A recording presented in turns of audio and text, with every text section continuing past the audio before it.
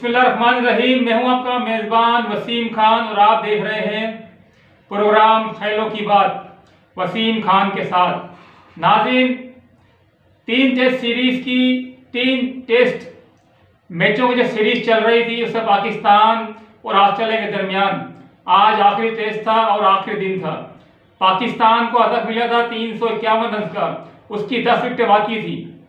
30 run कर चुके थे, 70 रन पर कोई खिलाड़ी आउट नहीं था, लेकिन एक एक करके आहिस्ता आहिस्ता करके पाकिस्तान की टीम पूरी की पूरी 235 रन पर आउट हो गई और पाकिस्तान 115 रन से ये ना सिर्फ टेस्ट मैच हार गया बल्कि पूरी सीरीज भी हार गया।